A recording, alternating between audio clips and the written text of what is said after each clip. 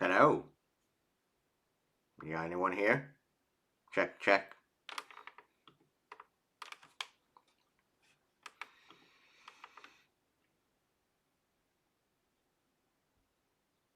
Hello? Hello, hello.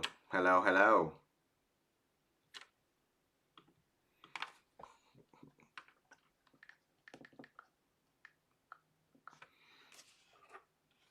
So, audio quality good? Video quality good? We're good? Check, check. Testing. 1, 2. Yeah. Today is one of those days that it will be perfect for outdoors. Perfect.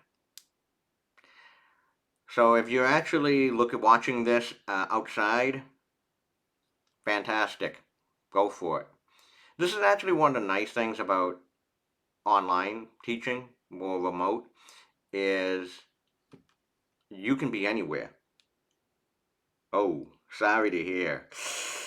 Oh, sorry for the thunderstorm, Toad Drill. Oh, yikes.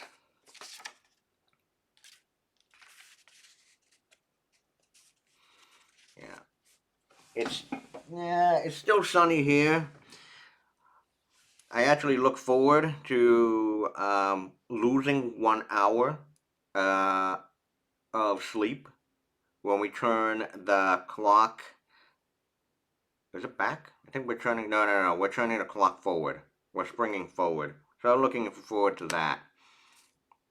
Okay, it's 4:30. Welcome everyone. Welcome. Welcome to another episode of Introduction to Security, offered at Tufts University. Ming Chia, I'm Associate Teaching Professor. Welcome. Thank you so much for everyone that's joining in. So today is going to be a lot of demos. Going to be a lot of demonstrations. Last class, we did password cracking. And as you can see from this course so far, for the last couple of weeks, we do use a lot of tools and frameworks in cybersecurity. And today is certainly going to be, we're going to look at a number of different tools to scan for vulnerabilities. So first and foremost, a vulnerability is a security weakness. Okay, a vulnerability is a security weakness. So I'm sure everyone who's watching, and people have always asked me this question, is, quote, how do I check if my systems are secure? Or if they have any known vulnerabilities? I get this question all the time. So again, the question is, how do I check if my systems are secure or have any vulnerabilities? And generally, my first answer is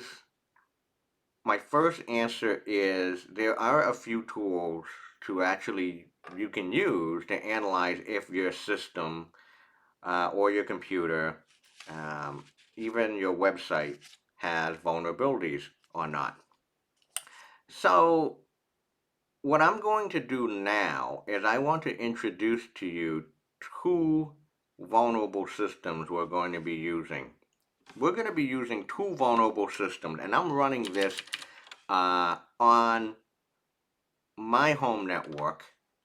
This is not exposed to the internet for obvious reasons, because once you expose a vulnerable system on the internet, it's going to be attacked. No ifs, buts, and thens about it. So I have 2 deliberately vulnerable systems that we're going to be analyzing for vulnerabilities today. So the first one is going to be Metasploitable. I've used Metasploitable when we did reconnaissance, when we did Nmap, when we did port scanning. We used an instance of, we ran Nmap against this target, Metasploitable, a deliberately vulnerable system, which is at 192.168.1.241. That's the IP address of this vulnerable system on my home network. I also have a deliberately vulnerable, which is a completely unpatched version of Windows 7, 192.168.1.203. So these are the two systems that we're going to analyze for vulnerabilities today. Okay? So there is Metasploitable is a Linux system. Windows 7 is, well, it's just it's Microsoft Windows at that IP address. So the first and foremost, what I want to do is, here I am on Kali Linux, and I want to see, first and foremost, let's do some real basic information gathering. Let's see if the systems are up. So to just see if the systems are up and running, which we need to make sure it's up and running, or we can't do anything today, we can just use ping. We're going to ping, let's ping the Metasploitable system first, 192.168.1.241. And yeah, that's up and running. Sounds good. What about the Windows 7 machine? 192.168.1.203. And yeah, that looks like it's working. It's up and running too. Okay. Another thing that you might want to do right now, just as a quick review, what are the open ports? What are the open ports and services that each of the targets is providing? So we can just do a simple nmap scan. We're not going to use any flags. We're going to do 192.168.1.241. And wow. Just use a simple nmap network mapping scan, and you can see this deliberately vulnerable target offers a lot of open ports and a lot of open services for you to mess around with. Looks good. What about Windows? Okay, so we're going to do nmap 192.168.1.203. We do an nmap scan of this, and ooh, interesting. This Windows box had 135, 139, 445. That port number should look a little bit familiar. There's no web server, no SSH, no nothing. It's just up and running. So both of these targets, both of these systems are up and running. Sounds good. Right. You can't try this on your computer because these are only systems that are running on my home network, not on your network. I repeat again, this is not going to work on your network, on your end, because these two computers are not open to the world and they're only open to my home network. Okay? The ping to the Windows IP has a 40% packet. Really? It did? It did. You are not wrong. 5 packets transmitted, 3 received, 40% packet loss. That means there was a few packets that got either rejected by Windows. So 40% packet loss, meaning that, yeah, it's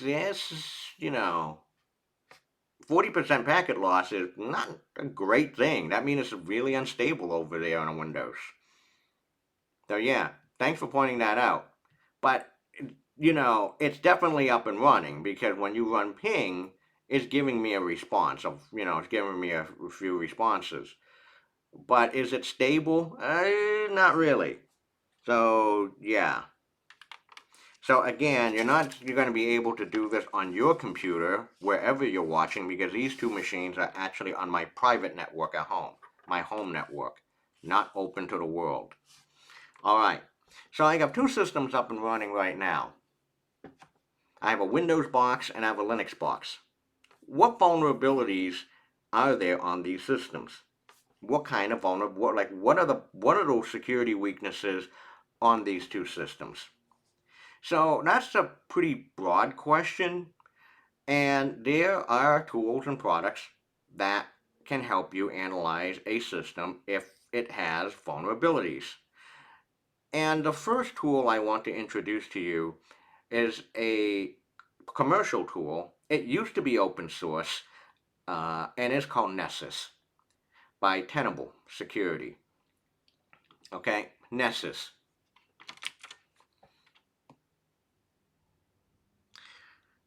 And this is a very, very, very well-known security tool. Um, it's commercial. It used to be open source many years ago, and then it decided to go commercial. And so the open source version spun off to be something different, which I'll get to in a bit. Many security professionals use Nessus. It's offered by Tenable Security. There is a free version where you can scan 16 IPs at max. Okay, it will assess a system if it has any vulnerabilities. It's great for educators, students, people who want to analyze stuff at home. This is a free version. The professional versions, it's a subscription, scanned unlimited IPs. This is really popular, well used in a lot of corporations to see if systems are vulnerable or not. Okay. So if you go to learn more for Tenable for Education,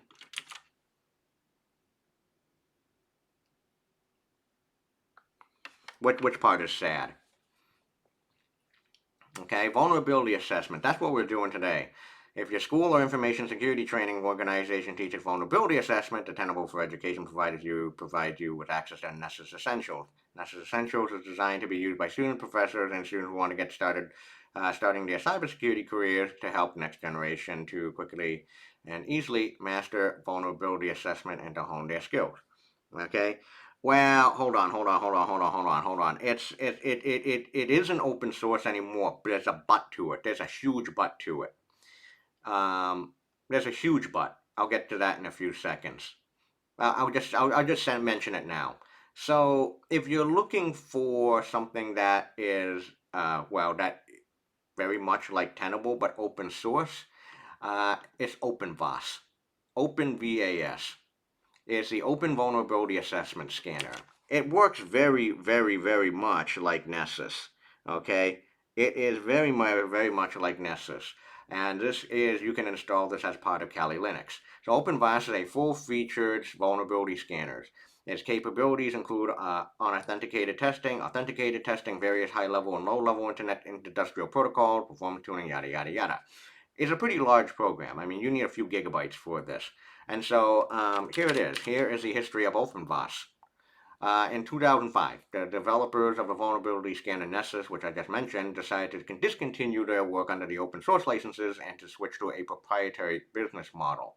And at that time, what really happened was there was a whole bunch of forks of the Nessus project, and one of them became OpenVAS, the Open Vulnerability Assessment System. So if you're not comfortable with using a commercial product, you can use Nessus. You can use OpenVAS. Okay. I use both. I do find that performance and the usability of Nessus is a little bit better. It's a little bit better, and I'm going to show you that today. So I'm going to show you how Nessus works, how Nessus Scan works. Okay. So when you install Nessus, it installs an engine, and it also installs a web server as well too. So on a web browser, after you install Nessus, so I install Nessus on Kali Linux, on my version of Kali Linux. So it is at you go to in my case only, because it's installed on my Kali Linux box, which is not publicly available. It's at Kali : it's at port 8834. And it says potential security risk ahead. Yeah, I'm just going to go and proceed. Accept the risk and continue. So here's how Nessus Essentials work. So I'm going to log in as me. And I'm going to sign in. So once you're logged in, this is how Nessus looks like. Okay? You have a list of all your scans that you've ever done. You have a whole bunch of policies. Yeah, let's do a new scan. let's do a new scan. So if you do a new scan, if you want to scan for vulnerabilities, well, there's a lot of options. So what the Nessus Essentials um, version will give you is give you some pretty basic stuff. Also, yet also important. So you can do a basic host discovery. This is basically Nmap. Now you have a whole bunch of options that you can do a basic network scan, a full system scan suitable for any host. You can do an advanced scan. You can even scan a system, scan for malware on Windows and Unix system. You can do web application tests, which is what we're going to cover start next week. Next week, we're going to do web security, credentials patch audit, bad lock detection, bash shell shock detection, drown detection, shadow broker scan, Spectre and meltdown scan. This one. Interesting. You can even do a WannaCry ransomware scan. Check if your system is vulnerable to WannaCry ransomware MS17-010. You're going to do a whole bunch of different vulnerability scans. Okay? Lots of different options. If you want to actually do a mobile scan and a whole bunch of other compliance scans, which is really necessary if you're in a corporate environment, I'll give you an example. Payment cards. If you're dealing with anything with payment cards, like in Visa, MasterCard, American Express, you got to do a quarterly, what they call Payment Card Institute. I think that's what PCI stands for.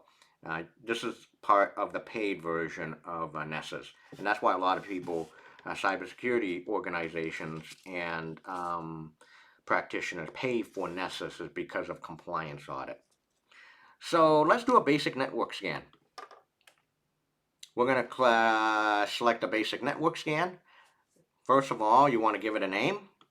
I'm just going to do I'm just going to call this Metasploitable. I'm going to call Metasploitable on Twitch.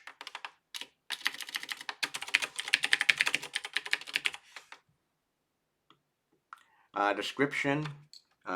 Just you can say whatever you want. I'm going to say March 11, 2021 on Twitch. I'm going to save this on my scans. Example. Targets. And the target of this one is going to be, as I said earlier, is going to be 192.168.1.241. That's the IP address of the Metasploitable system. I can hit save, I can hit continue, but let's go to credentials. If you want, you can also feed in credentials as well too. I don't need that. Okay, you may if you want. You can even put in the SSH password. I'm not going to do that. I mean, the SSH password is msfadmin, which is the username, and msfadmin as the password. I'm not going to put any credentials in. Would it make that big of a difference? I've seen some mixture of differences. If you want to get an even deeper analysis, yeah, it helps to put credentials in. So I'm going to hit save. Saving. So here it is, Metasploitable on Twitch stream. So here's the profile to run a vulnerability scan on the Metasploitable system at 192.168.1.241. Just hit launch. And you can see it's starting to run. And it takes a few minutes or two. Sometimes if you're on a live network, if you're on a corporate network, I mean, these scans can sometimes take a long time. Well, while that scan is running, let's create a new one.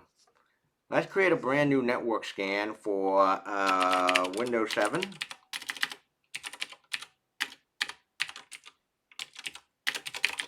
On Twitch stream. And what's the description of this thing going to be? Yeah, I'm going to say March 11, 2021 on Twitch. Save it to my scan. Sure. Target, I'm going to set the target to be 192.168.1.203. Same idea. What's the credentials going to be? Password. I'm going to leave that blank. No need. Save it.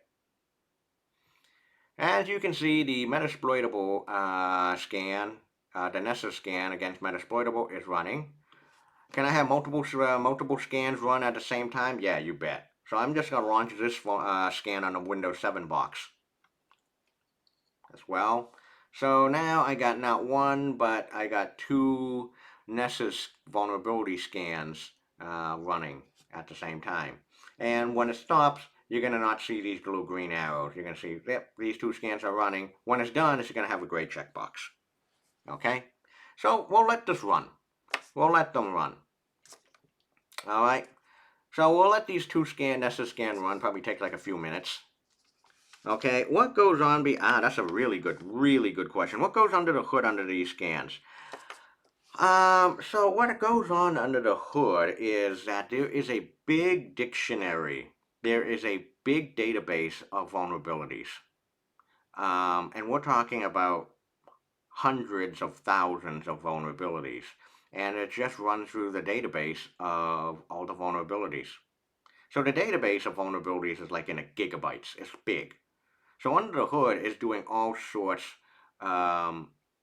It's checking it's just running through all the tests, all the vulnerabilities in this database, checking against this target. Mm-hmm.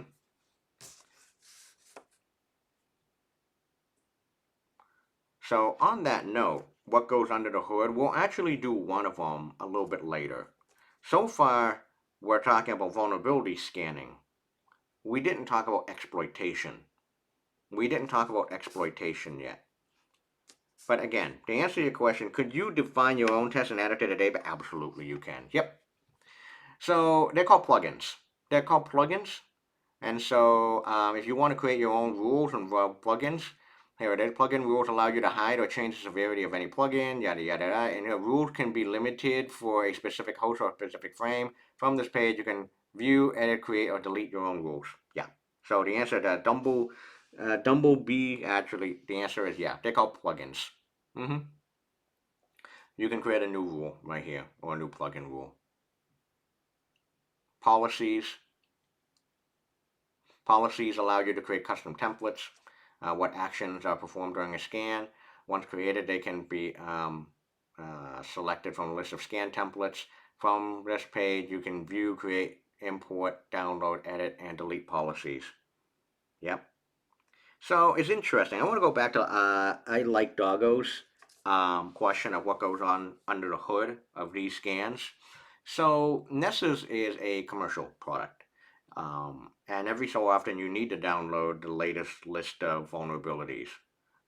You need to update that database every so often. And it's a huge update. I mean, right now I'm getting like over 3 gigs per week. Okay. So the Windows 7 analysis is done. The Windows 7 Nessus scan is done. The Metasploitable scan is still running. So you may be wondering, if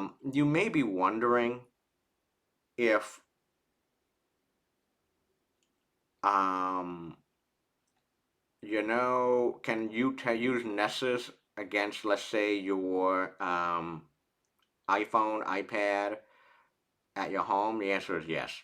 Can you use Nessus to analyze that internet connected light bulb at your home? Yeah, absolutely you can. But going back to what all goes under the hood of these scans, I want to introduce to you one thing about Metasploitable. If you type in the IP address of Metasploitable, of this instance that's running at my house,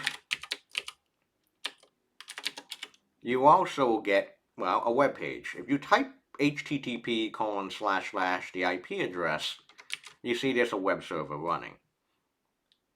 Never exposes virtual machine to an untrusted network, yada, yada, yada. Just a damn vulnerable. Really? Wow. Nobody buys Philip Q light bulb. They send credentials in plain text. Interesting. You got the now. That's interesting that you to bring that up. Do you know if there's proof or evidence of that? You can find an article just posted here on Twitch. And of course, you can even go to a whole bunch of different websites. Now, I like doggos. What goes under the hood in these scans? Well, Nessus and OpenVAS are not the only open source vulnerability scanners in town. In fact, on Kali Linux, there's a whole bunch of vulnerability scanners. There's a whole bunch of vulnerability scanners in Nest that are built into that are available in Nessus. Nmap also serves as a vulnerability scanner if you use plugins. And I know a bunch of students actually did use Nmap to go break into a deliberately vulnerable SSH server, which ended up being a honeypot. So Nmap is also, you can use Nmap as not only a port scanner, but also a vulnerability scanner. Yeah. Yeah. There is Dirbuster, or Derby, that looks for web content, hidden directories on target. Hey, Mr. Bill, how are ya? One of my favorite scanners, one of my favorite vulnerability scanners is called WP Scan. WP Scan is a vulnerability scanner against WordPress websites. And if you're not familiar with WordPress, it powers over 20% of the websites in the world today.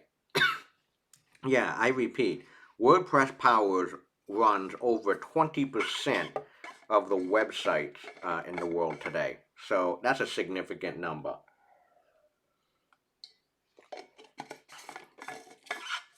So if you want to actually analyze a website that is using WordPress, WP Scan is option. I had to get through this in a few minutes. My favorite tool and a good old tool is Nikto. Nikto just scans web servers and just find a whole bunch of vulnerabilities on web servers. It checks HTTP response headers, yada yada yada. We'll do a Nessus scan next. I mean, not Nessus scan, Nikto scan. Nessus OpenVAS, we talked about that. There's Linus. Yeah, those are lists. So some of these vulnerability scanners, we've talked about today. Nessus OpenVAS. I'll get to Nikto in a bit. I love WP Scan and Nmap, which everyone in the security class have used. Okay? Do the light bulbs expose any sensitive information though? I don't know. That's a good question. Is that by number? My guess it could be a path. Yeah. And usually usually that is true. Is this site the one where I'm actually posting like vulnerability scanners? I'll just post that in the Twitch. All right. Ooh, cool. We got both the Metasploitable and Windows 7 Nessus scan reports ready. They're both done. So let me ask you this. Which one do you want to see first? Which report do you want to see first? The one for Metasploitable or the one for Windows 7? Which one? I'll let you decide.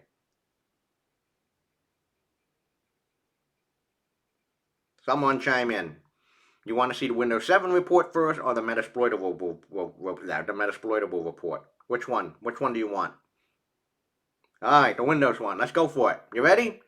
So to see a report after a scan is complete, there you go. Basic network scan complete. Started at 4:48, finished at 4:50 p.m. Took 2 minutes. Vulnerabilities found. 2 of them are critical. 3 of them are high. No, sorry. 6% critical, 3% high, 6% medium, whole bunch of lows, and 84% information based. Really, there are 2 critical vulnerabilities on Windows. 1 high, 2 medium, and a whole bunch, and 36 of them are information based. You want to dig deeper, don't you? Take a look at Vulnerabilities tab.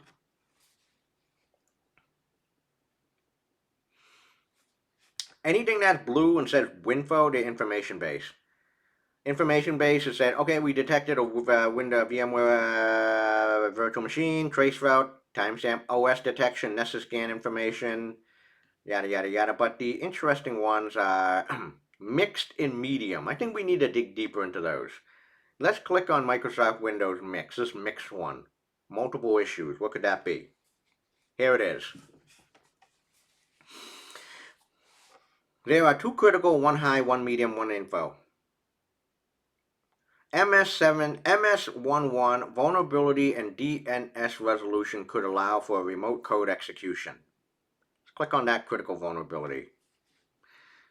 And the description is a flaw in the way that installed Windows DNS client, yada yada yada, can be exploited to execute arbitrary code in the context of the network services account. Solution: Microsoft have released a set of patches for Windows XP 2003, Vista 2008, 7, and R2. Output: no output are recorded. Now, a lot of vulnerability scanners, one of the problems with vulnerability scanners, it doesn't do an actual break-in. It doesn't do the exploitation. Keep that in mind. I want to go back. Unsupported Windows Os. What does this mean? The remote version of Windows OS is either missing a service pack or is no longer supported, and it is true Windows 7 is no longer supported. As a result, it is likely to contain security vulnerabilities. Solution: upgrade to a supported service pack or operating system. Go back. This one's bad. MS17-010 Security Update for Windows, Microsoft Windows SMB Server. Eternal Blue, Eternal Champion, Eternal Romance. The remote Windows host is affected by the following vulnerabilities. Multiple remote code execution vulnerabilities exist in Microsoft Server Message Block 1.0 due to improper handling of certain requests. An unauthenticated remote attacker can exploit these vulnerabilities for a specially crafted packet to execute arbitrary code. See the following CVEs. And you get more information here. And the solution that you got is patch. The only quote-unquote proof is the output. We're going to come back to this one later. And there's also another couple of other vulnerabilities here. Alright, so we know that Windows 7 has two critical vulnerabilities, one high one. That's not good. Let's go back. Let's take a look at the Metasploitable report now. You ready for this one? Metasploitable. This one have just a ton of vulnerabilities because it hasn't been updated for almost a decade. I don't think. 8 critical, 8 high, 30 medium, 5 low, and a whole bunch of information based. Vulnerabilities. Bind, backdoor, yep, okay, so bind, backdoor, shell detection. A shell is listening on a remote port without any authentication being required. An attacker may use it by trying to connect to the remote port and sending it command directly. I think we did that a couple weeks ago. Yep, and here's the proof. This one actually got in. Root at Metasploitable. Go back. Bind sure. Okay, here we go. Unix operating system unsupported version detection.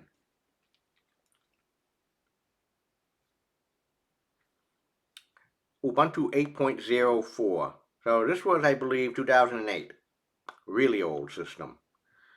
There's also a VNC password as password. Ooh, virtual network computing. The VNC server running on this remote host is secured with a weak password. Nessus was able to log in using VNC authentication and a password of password. So also now we're seeing password crack, a little bit of password cracking as well too.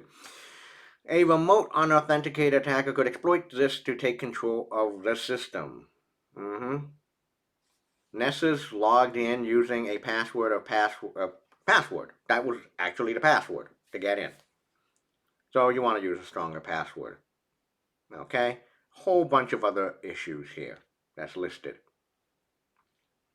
Whole bunch of other issues. So that's a Nessus scan. So Nessus does a pretty, I found over the years it does a job, usually a pretty okay one, to detect known vulnerabilities on a system. Okay? So Nessus does a job overall, usually a good job, on detecting known vulnerabilities on a system. So we have two systems. We just analyzed two systems with Nessus, Metasploitable and Windows 7, unpatched Windows 7, and it's not good. And the results are not good at all. Let me log back out. So I'm done with Nessus. But I want to actually go back to the question of, what does it look like under the hood? So I want to introduce you now to, okay, if you want to be scanning for vulnerabilities on a web server, that means a system that is running a website. Nicto has been around for a very long time, and it's one of my favorites because it's really dirt simple to use. So on Kali Linux, it is built in, so you do man Nicto. Nicto, what it does is scan web server for known vulnerabilities.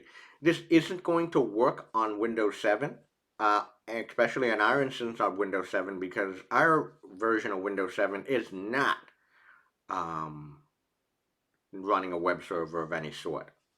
So a description of Nicto examines a web server to find potential problems and security vulnerabilities, including server and software misconfiguration, default files and program, insecure files and program, outdated servers and program. Nicto is built around libwhisker by Rainforest Puppy. Want to give a shout out to Rainforest Puppy?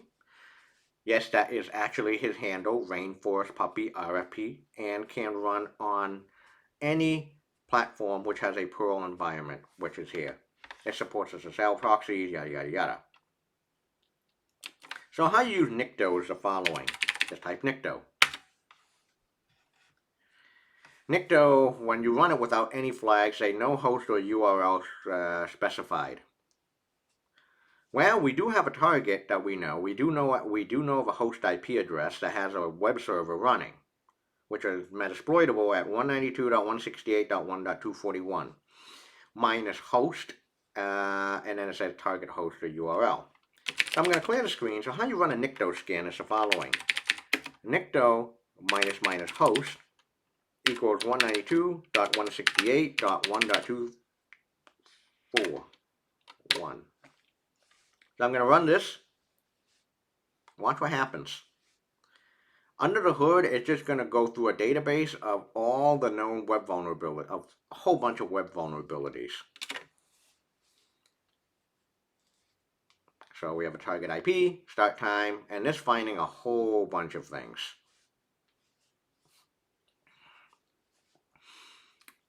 Nicto is not only simple in terms of usability, but in terms of the interface, it's command line based.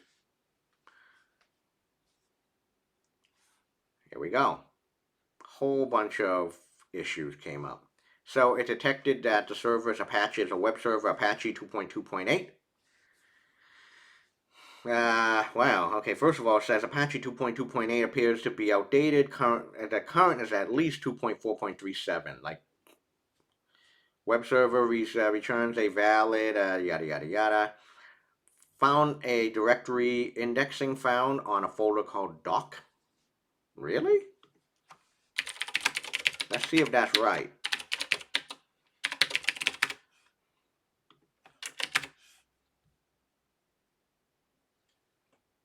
Really? It said that? /doc is browsable. That may be user doc. Huh. Well, there we go. So it found an open directory, which lists a whole bunch of folders.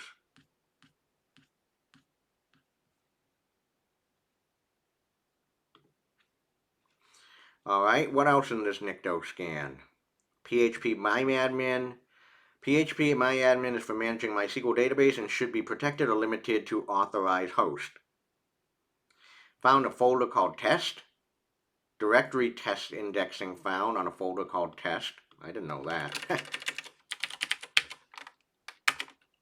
Yep. So we even found a vulnerability in there on this web server. So what we're doing right now is we're using Nicto to find a whole bunch of vulnerabilities on a website. In this case, against a target that we're running on this local network, which is at 192.168.1.241. PHP MyAdmin directory is found. That's not good. Okay? And should be PHP MyAdmin. So that's the report. That's the Nicto report on this web server at 192.168.1.241. Okay? Nicto, really, really nice and quick to use if you want to scan for vulnerabilities on a website. So, one warning, one note that I want to mention about, so far we're doing vulnerability scanning. Vulnerability scanning is just scanning a system for vulnerabilities. It is not the same thing as a pen test. A pen test is a penetration test. A penetration test is really proof that you got into the system given a vulnerability. So I see way too many people, and Mr. Bill, you can chime in on this, please. Like, how many security practitioners out there that we know, they confuse the two terms of vulnerability scanning and pen testing. Okay, is Nikto scanning the website directory or the entire host system? Just the website directory. That's a good question. Nikto is scanning the entire website directory. Too many people, we have seen a lot of security professionals just run a Nessus scan and just use the report from a Nessus scan that you just saw as proof that, oh, you know what, we got into the system and we stole all your stuff. That latter part is what you call a penetration test. So is Nikto just a tool in pen testing and breaking into the system? Yep, correct. It's important in a penetration test that you break into the system and you prove that this vulnerability exists. Sometimes a vulnerability scanner would just say, oh, there's a vulnerability, but it doesn't really do the proof. It doesn't show that you can actually break in.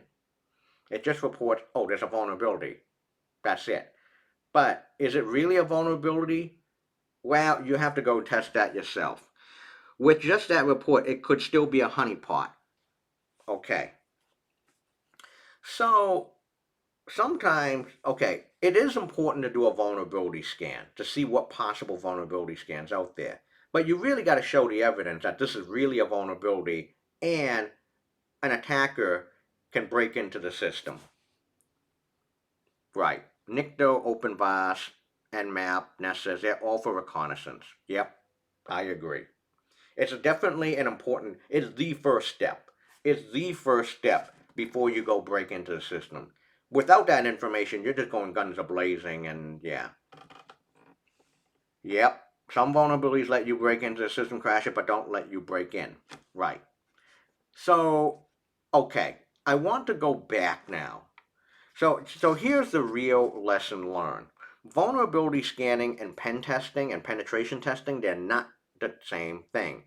Don't mix the two of them up. I now want to use what we got as a result. I want to go back to Nessus, and I want to go back to that report that we had. I want to prove this one, this vulnerability, the MS17-010 security update for Windows SMB server. I want to see that this is really a vulnerability and that I can take advantage of it. Is Nikto in Parrot as well, or is it just in Cat? It should be just in Parrot. It should be in Parrot as well too. That's a good question. It should be in Parrot. It's one of those standard tools that people know about. That's a good question. It should be. Are you doing bug bounties in your news? Okay, that's interesting that you had to bring that up. I'm glad you did. For those who do not know, what a bug bounty is, well, let's take a step back. Is there a way? Right now, we're using Windows 7 on a home network. But what about things like Facebook, things like Gmail, things like GitHub, things like real production system? Is it legal to go and attack those systems for vulnerabilities? And the answer is, generally speaking, it depends. For lots of companies these days, I'll give you the perfect example, Facebook.com. Facebook has a program called a bug bounty. No, I'm not going to log in. So a bug bounty is, okay, it's a program where if you find vulnerabilities, on a real system that people, hundreds if not millions of people are using, you can get rewarded for them. And here's the information on Facebook's bug bounty program. Facebook recognizes the value of external security research it can bring to the security of Facebook systems, and we welcome and seek to reward eligible contributions from security researchers as outlined below. If you believe you have found a security vulnerability on Facebook or another member of the Facebook company, we encourage you to let us know right away. We will investigate all the legitimate reports and do to make the fix correctly. Before reporting, please review this page, including our responsible disclosure policy, reward guidelines, scope of the program. So not only can you actually get rewarded for participating in a program like this, but this is also provide you a legal framework and a legal guidance that you can proceed and go and attack Facebook. So that's the important part.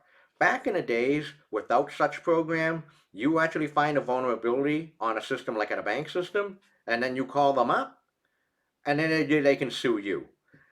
With the bug bounty program, not only does it place the rewards, but it also has a framework of responsible research, disclosure policy, and legal implication that protects you, the attacker. Okay? And it also provides a scope of what you can do and what you can't do on attacking a system like Facebook. Okay, here's the responsible research and disclosure policy, yada yada yada. There's a safe harbor provision that actually protects you as a security researcher.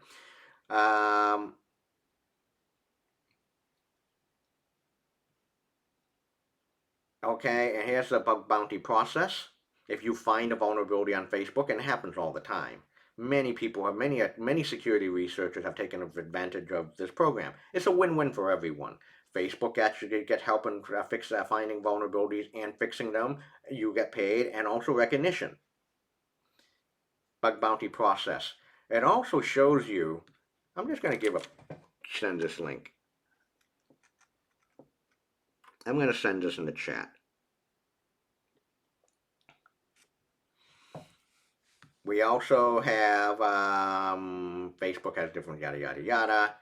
Bug bounty scope. To be eligible on a bug bounty, here is what you can do and what you can't do. You can here Instagram, internet.org, Oculus, Workplace, WhatsApp, Portal, Facebook Live. These are eligible.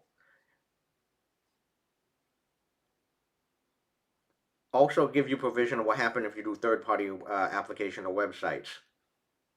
Sample example of program scope. So you can attack Facebook.com, FB.com. You can find bugs in FB.me, but things that are off limits. Investor.fb, Newsroom.fb, Instagram.com is legit, but not blog.instagram.com. WhatsApp, blog.whatsapp.com, but not alpha.whatsapp.com. Out of scope. What you can't do. Spam or social engineering attacks. Out of scope. Denial of service. Get out. Content injection. Out of scope. Executing scripts on sandbox domain. Out of scope. False positives, and they also give you false positives as well too. Yep. So that's the problem with that's a good problem with vulnerability disclosure. At Tufts, our vulnerability disclosure, okay, that's bad. That's really bad. Years ago, he found a vulnerability at UMass Lowell equivalent of SYS that let him see everyone's SSN. He reported and they threatened it. That's extremely bad. That's really bad. That's horrible. See, at Tufts, if that happened, you get welcomed, which we'll talk more about next week. And it helps when we actually, and it really helps because at Tufts we have a good relationship with the Chief Information Security Officer, and most importantly, General Counsel as well too. So please tune in, Elite Hacksaw M4N. When we do web security, I got not one but two incredible examples, including one that has personal health information as well too. That's horrible. That's unacceptable. Last year, a student from 116 hacked a queue at 105, office hours. Yeah. In fact, we reported that. And Norman and Kathleen fixed it. That was us. Mm-hmm. So it also culture matters as well. GitHub Bug Bounty. So you may be wondering, can you use these skills that you're learning today to do bug bounty? And of course, the answer is yes. So GitHub has a bug bounty program.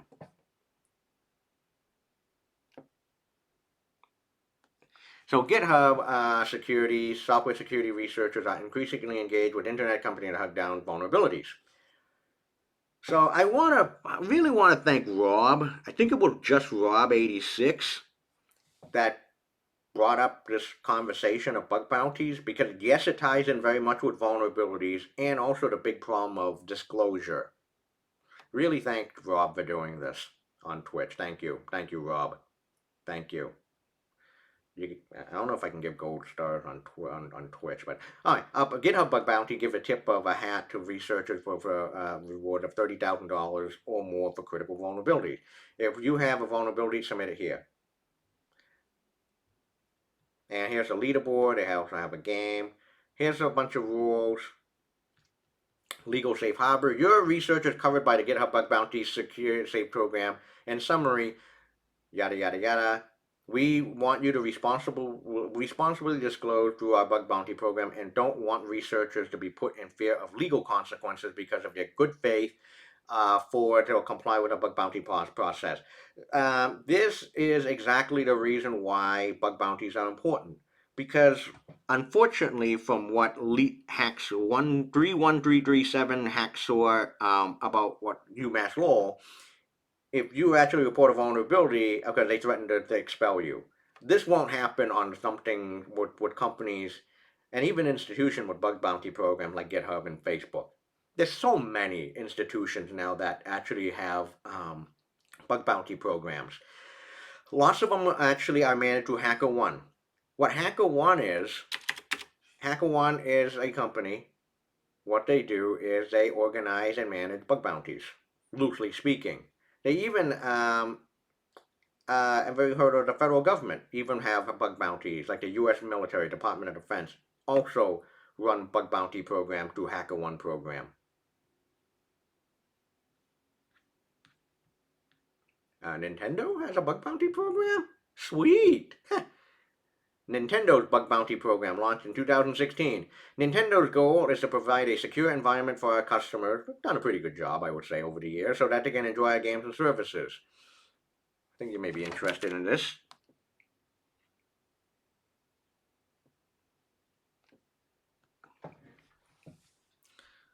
Below is an example that Nintendo is focusing on preventing piracy, cheating, and vulnerabilities that Nintendo is interested in receiving information about. System vulnerabilities including the Nintendo Switch, security key detection and by way of information leaks. Nintendo pays between $100 to $20,000 US dollars. Report template.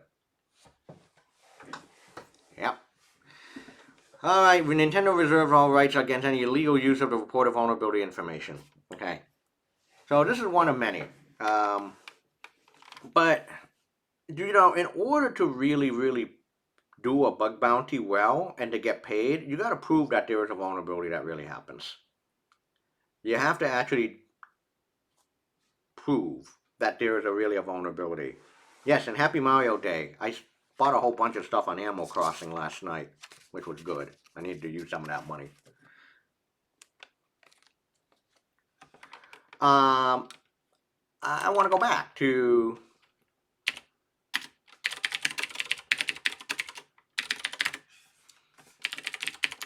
just a reminder. So now I want to prove this vulnerability.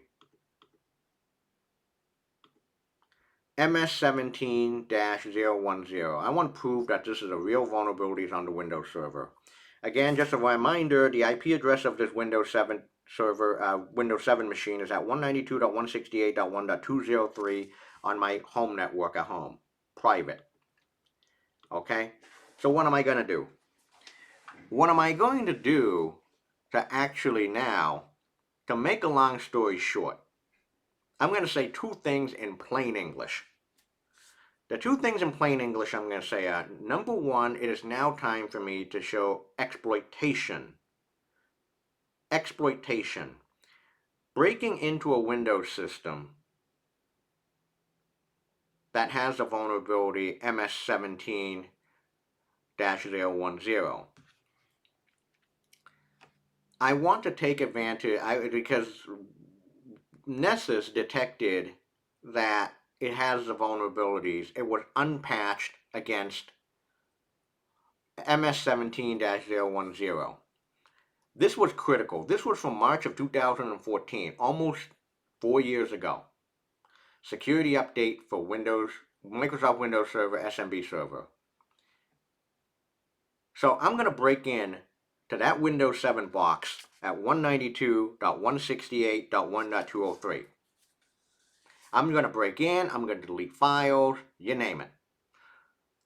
I am also going to, this is really also proof why you really want to update and patch your systems almost all the time.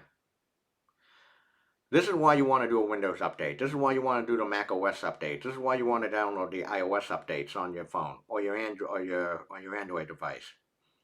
Because if you don't patch your systems, bad things happen. Because so many people did not listen, did not patch systems against this vulnerability, that's why WannaCry happened. That's why WannaCry happened. So how we're going to break into this Windows system? We're going to use the quintessential security tool better known as Metasploit. Metasploit. Metasploit is a penetration software. It's used for penetration testing. It is also used for vulnerability assessment. Metasploit is like your all-in-one tool that does everything for you. Okay? It does so much. It gives you so much. Metasploit does exploitation. It does vulnerability validation. It can actually, yeah, it does so much.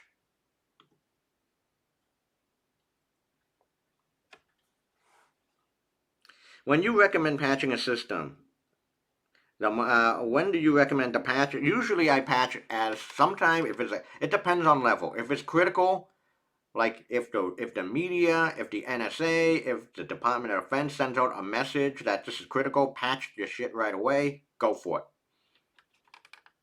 Go for it.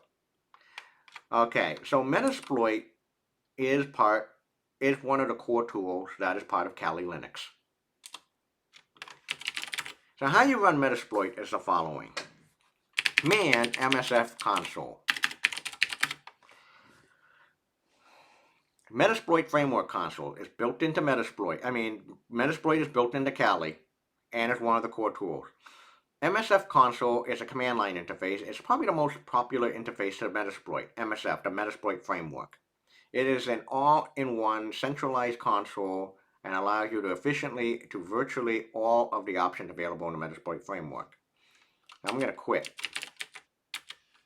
Can I do man MSF? Nope. Man Metasploit? Nope, nothing. So to run Metasploit, you just type in MSF console. That's it. It's going to take it some time to load.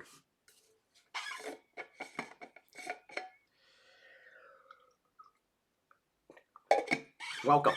Metasploit, in this instance on Kali Linux I'm running, it has 2,102 exploits, 1,133 auxiliary,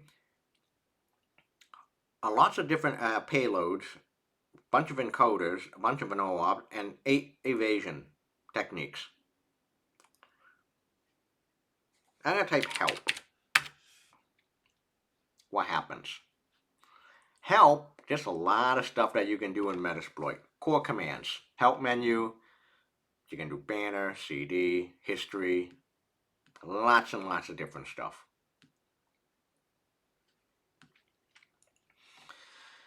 So one of the things that you want to do is, I want to break into this Windows 7 system by way of MS17-010. So there is a simple search interface in Metasploit. All you have to do is type search MS17 and watch what happens. You do a search on Metasploit for MS17. It's going to bring up a whole bunch of different options and commands that you can use. Auxiliary are like helper functions. They're like scanning tools. So yeah, you can do these. Think of it as auxiliary can be used for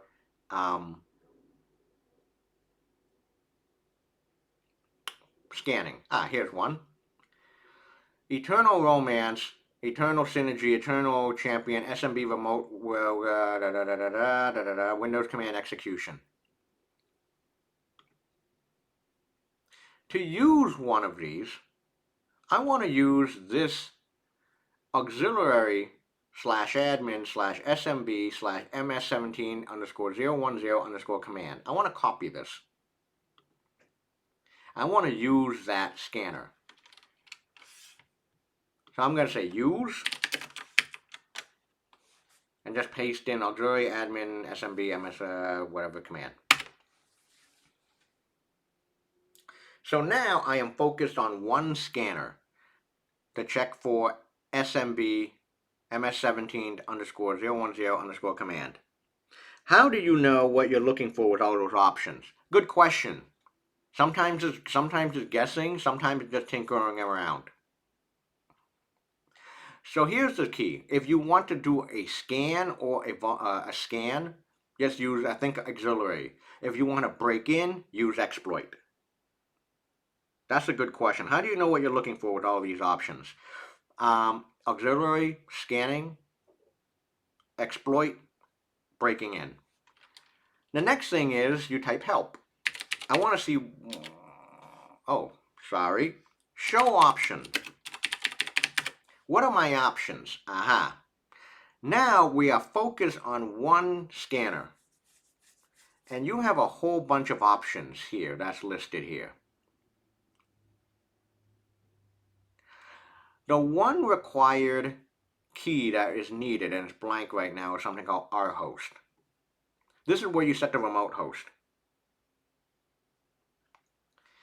So I want to set the rhost, set rhost to be 192.168.1.203.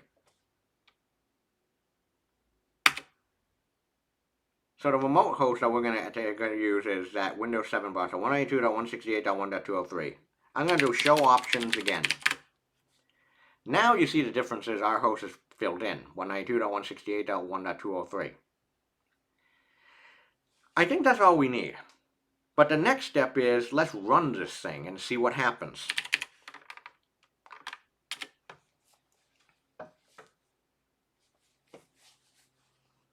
Ooh, interesting.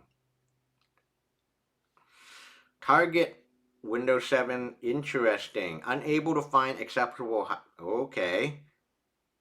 Weird. I don't know what this means. I don't know what this means. I'm not even sure if this target, if it's saying a vulnerability or what. Okay, whatever. What I'm going to do now, I'm still going to break into this system. I'm going to hit back. Can I clear the screen on here? Yes, I can. Clear. So I'm going to search for MS17 again, but this time I want to use the exploit. The exploit will be the code to break into this Windows 7 server at 192.168.1.203. Which one am I going to use? Well, it's not a Windows 8 server. It's not Windows 8. It's not PSExec. I'm going to use this one. Exploits /Windows /SMB /MS17-010 _eternal blue. I'm going to use that. No payload configured, okay. Defaulting to Windows x80, x64 Meterpreter reverse TCP. Show options. Okay. I can't run this exploit against a target yet because I need to set the R host. So set R host 192.168.1.203.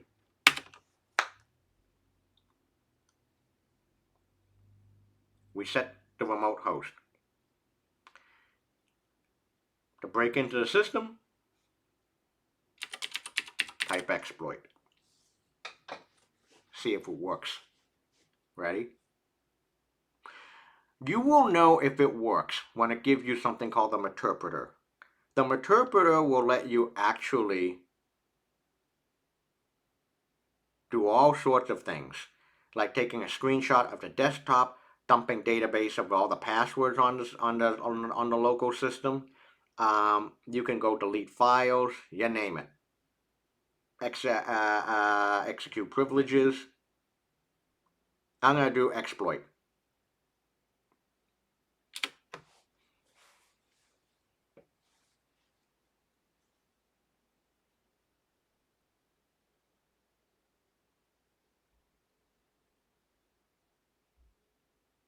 Boom.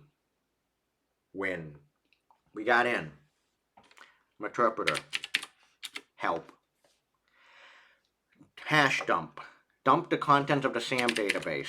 Let's dump all the usernames and passwords on the system. I want to make a copy of this.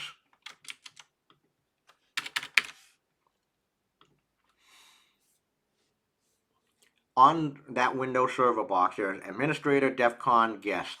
So there's 3 user accounts. Get System to attempt to elevate your privileges on that to that local system. Sure. Boom. Got in. What else can we also do on this system? We can actually record mic, yeah. We can take control of the mouse, get the desktop, record all the keystrokes. Let me get a screenshot. I can even do a screenshot.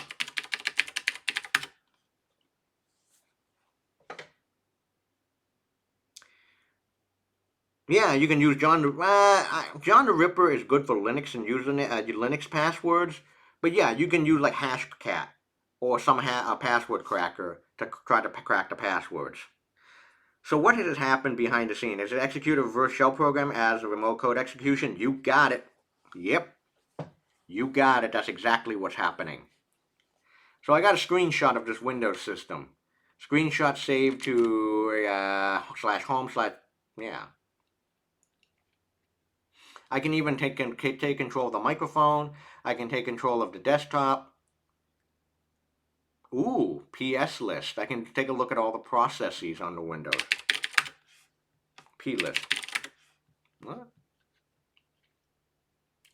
PS, sorry.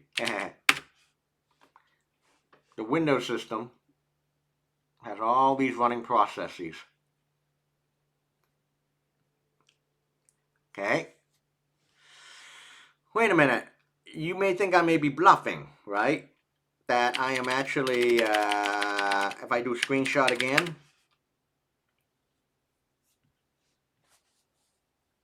there's 2 screenshots. Really? Yeah.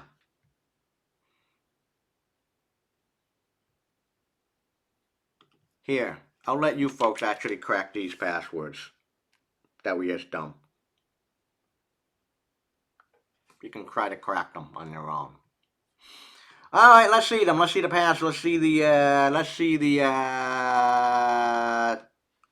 well, let's quit. Let's quit. Right now, you can see there's 2 JPEG files. EQ, you see right here, screenshot saved to yada, yada, yada. I got 2 screenshots that I took. Let me download them to my desktop.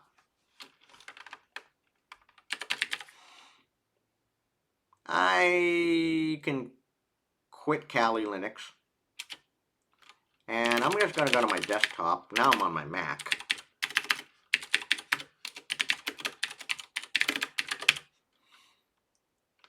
Oh, scp Kali.jpg. Save it to my desktop. Bang. Yeah. One, two screenshots of the Windows system. Yep. Just a login screen. Got in. There you go.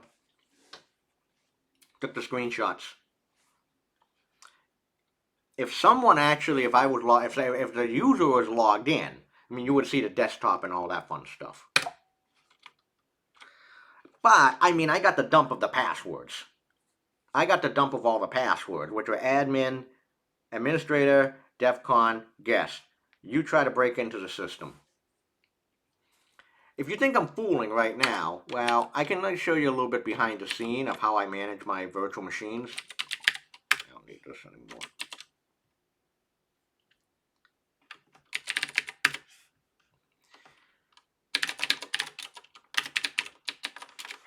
So I run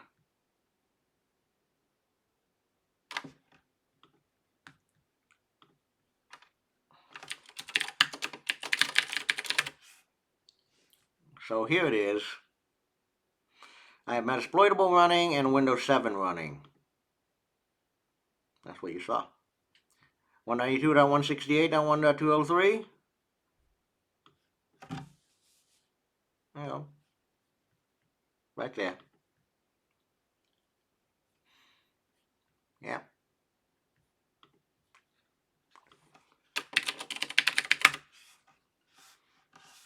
Got in. Yeah, I can do that. I mean, I can hook up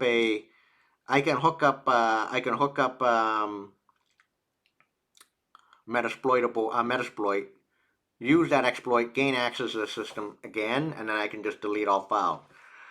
But I'll save that for malware in a few weeks. Ooh, interesting. Be careful. Did you crack the password?